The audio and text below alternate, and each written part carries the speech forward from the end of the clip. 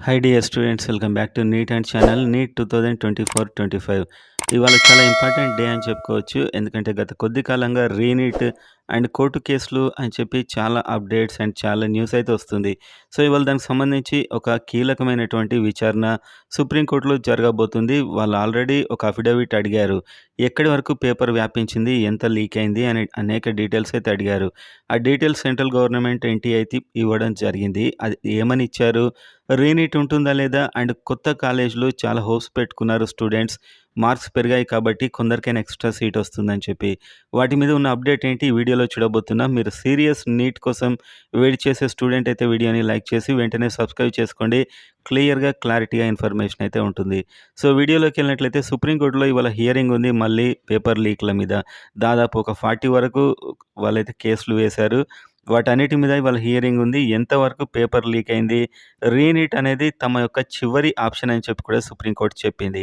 Central government and NTA కూడా reports ఇచ్చాయి. ఎక్కడ కూడా పేపర్ లీక్ అయినట్టుగా లేదు. అంటే ఒక్క చోట తప్పించి ఒక 40 మంది స్టూడెంట్స్ వరకు బెనిఫిట్ పొంది ఉంటారు.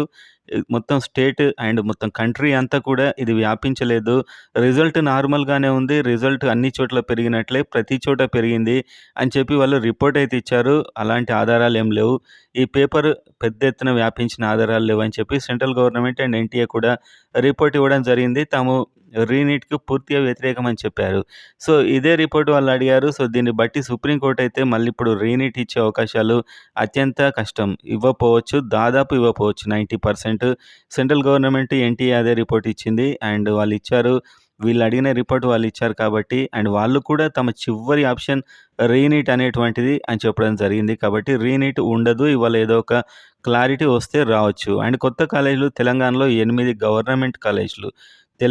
తెలంగాణలో 8, ఆంధ్రప్రదేశ్‌లో 5. వీటికి సంబంధించి ఒక రిపోర్ట్ అయితే ఎన్ఎంసీ ఇచ్చింది. మేము వాళ్ళకి పంపించాం సమాచారం అని. అదేం సమాచారమో ఇప్పుడు వాళ్ళే వెల్లడించినట్టుగా న్యూస్ పేపర్ వచ్చింది. న్యూస్ అయితే వచ్చింది. తెలంగాణలో అండ్ ఏపీలో ఒక కాలేజ్ కూడా అనుమతి రానట్లయితే ఈ న్యూస్‌లో ఉంది. అండ్ అందులో ఫెసిలిటీస్ లేవు, ఇన్‌పేషెంట్స్ లేరు, ప్రొఫెసర్స్ లేరు, టీచింగ్ స్టాఫ్ అది ఎవ్వరు లేరని చెప్పి వాళ్ళైతే విస్మయం వ్యక్తం చేసినట్టు న్యూస్ అయితే వస్తుంది. సో మొత్తానికి తెలంగాణ అధికారులైతే వాళ్ళు పరిశీలించిన తర్వాత మేము ఇవన్నీ సమకూర్చాం. ఇప్పుడు మళ్ళీ అప్పులు చేస్తాం ఈ మంత్ ఎండ్ వరకు అంటున్నారు. సో కౌన్సెలింగ్ ఎప్పుడు స్టార్ట్ అవుతుంది, ఈ కొత్త కాలేజెస్ ఎప్పుడు వస్తాయి, మళ్ళీ వాళ్ళు వెరిఫికేషన్ ఎప్పుడు చేస్తారు, ఇది సందేహం. ఏపీలో కూడా 5 ఆదోని, మార్కాపురం, పాడేరు అండ్ మీరు చూసినట్లయితే పులివెందుల, మదనపల్లి. సో ఇవన్నీ కాలేజీలకు కూడా పర్మిషన్ రానట్లే తెలుస్తుంది. అండ్ తెలంగాణలో గద్వాల్, మెదక్, ములుగు, షాద్‌నగర్, నారాయణపేట, యాదాద్రి, కుత్బుల్లాపూర్ అండ్ నర్సంపేట. సో వీటన్నిటికి ఒక్కదానికి కూడా పర్మిషన్ రాకపోవడం చాలా ఆశ్చర్యకరం. ఎందుకంటే కనీసం ఒక సగం కాలేజీలైనా వస్తాయి అనుకున్నామని వాళ్ళే అంటున్నారు. సో మళ్ళీ అప్పీల్ చేసుకోవచ్చు. ఒక ఈ మంత్ ఎండ్ వరకు టైం ఇచ్చారని తెలుస్తుంది. లేకపోతే మళ్ళీ 2 నెలల తర్వాత అనే ఆప్షన్ ఇంకా నెక్స్ట్ అకాడమిక్ ఇయర్‌కే.